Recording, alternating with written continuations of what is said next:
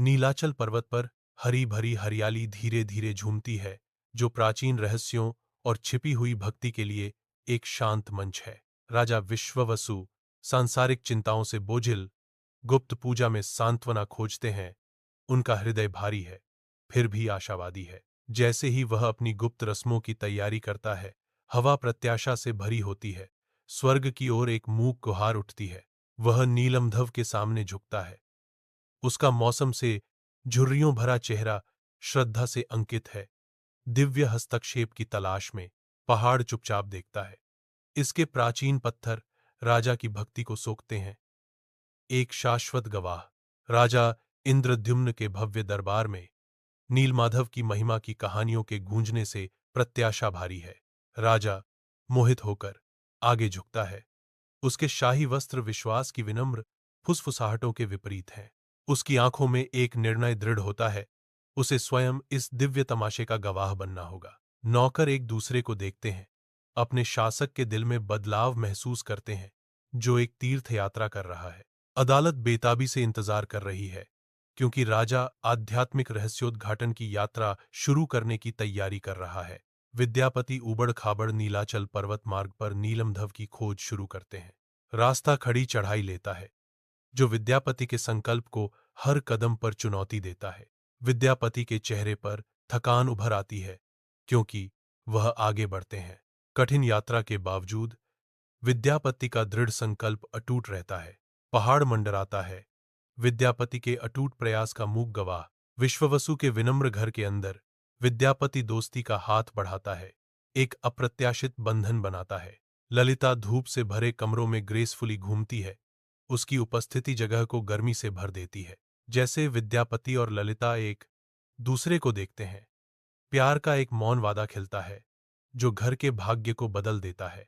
उनकी शादी की कस्में धीरे धीरे गूंजती हैं, उनके भाग्य को बांधती हैं, क्योंकि घर एक नए अध्याय का गवाह बनता है।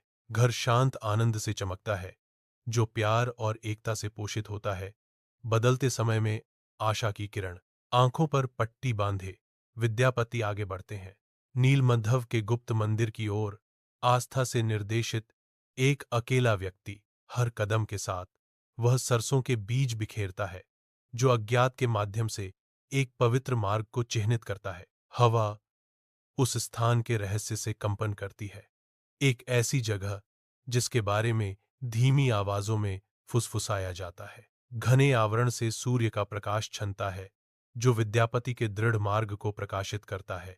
हर बीज एक प्रार्थना की तरह गिरता है। इस आध्यात्मिक खोज में रहस्योद्घाटन का एक वादा। यह स्थान प्राचीन रहस्यों की आभा बिखेरता है, जो वफादारों द्वारा उजागर होने की प्रतीक्षा कर रहे हैं। राजा इंद्रद्युम्न नीलामाधव के गुप्त स्थान पर पहुंचे। उनके महान चेहरे पर उत्सुकता अंकित थी। पवित्र स्थान खाली है, मूर्ति का कोई निशान नहीं है। राजा के चेहरे पर अविश्वास की लहर दौड़ जाती है। उसकी आंखें सदमे में फैल जाती हैं। उनकी शाही शांति भंग हो जाती है, जिसकी जगह कच्ची निराशा और दुख आ जाता है। हानि का भार उसके कंधों पर भारी पड़ता है। उसका आसन झुक जाता है। निराशा उसकी दृष्टि को धुंधला कर देती है, क्योंकि नीलामाधव के गायब होने की वास्तविकता समा जाती है। तारों से जगमगाते आकाश के नीचे राजा इंद्रद्युम्न का शिविर उनकी भक्ति को दर्शाता है, जो सादगी से भरा है। राजा गहन ध्यान में बैठे हैं। उनका चेहरा शांत है। शिविर के शांत अराजकता के बावजूद हवा शांत है।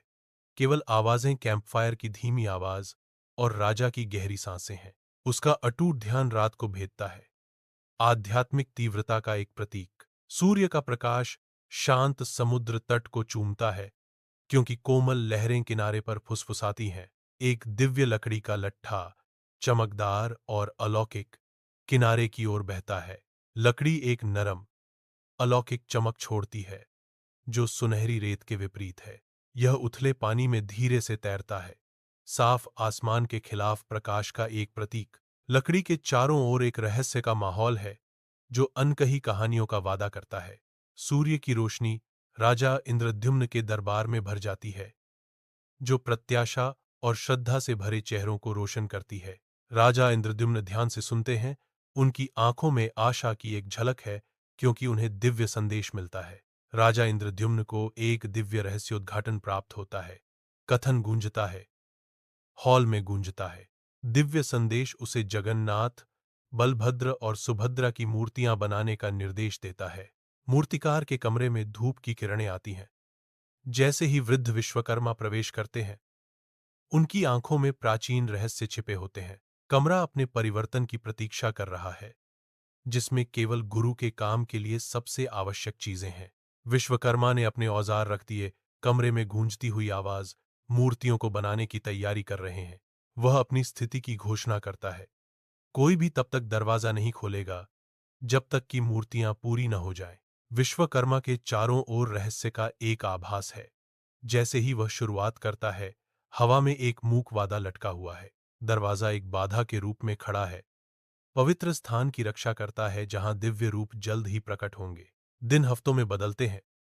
मूर्तिकार के कक्ष में सन्नाटा छाया रहता है, एक भारी शांति जो हवा को घुटन देती है। कक्ष के बाहर रानी गुंडिचा की चिंता गहरी होती है। उसका चेहरा बढ़ती चिंता का कैनवास है। हर गुजरता पल अनकहे डर को बढ़ाता है, जिससे उसकी बढ़ती हुई परेशान चेहरे पर लंबी छाया पड़ती है। वह दरवाजे के पास खड़ी रहती है। उसकी उपस्थिति एक मौन निगरानी है। आशा और निराशा का मिश्रण उसकी विशेषताओं पर अंकित है। बंद दरवाजा एक अभेद्य बाधा के रूप में खड़ा है, जो अंदर मौजूद अज्ञात भाग्य का प्रतीक है। राजा मूर्तिकार के कक्ष में प्रवेश करता है। उसकी अधीरता भारी दरवाजे के अचानक खुलने में गूंजती है। एक भयावह खोज। मूर्तिकार गायब हो गया है। एक अजीब सन्नाटा छोड़ गया है। अधूरे बुत मूक गवाह के रूप में खड़े हैं। उनके अधूरे रूप हानि की भावना को बढ़ा रहे हैं। दुख राजा के चेहरे पर रेखाएं उकेरता है। उसकी निराशा कक्ष की मंद रोशनी में स्पष्ट है। कमरा अपनी सांस रोक लेता है। राजा का निराशा एक भारी कफन है। परित्यक्त स्थान में सूर्य की रोशनी राजा इंद्रद्युम्न के दरबार में भर जाती है, जो दरबारियों और सहायकों के समुद्र को रोशन करती है। उनकी फुसफुसाहटें भव्य हॉल को भर देती हैं। एक दिव्य आवाज गूंजती है, अदालत की नींव को हिला देती है, हर फुसफुसाहट को शांत कर देती है। आश्चर्य सभी उपस्थित लोगों के चेहरों पर छा जाता है। उनकी आंखें विस्मय और भ्रम से खुली हुई हैं। वे मुड़ते हैं, अलौकिक आज्ञा के स्रोत की तलाश करते हैं। उनके शरीर प्रत्याशा से तनावग्रस्त हैं। राजा इंद्रद्युम्न अपनी आंखें बंद कर लेते हैं।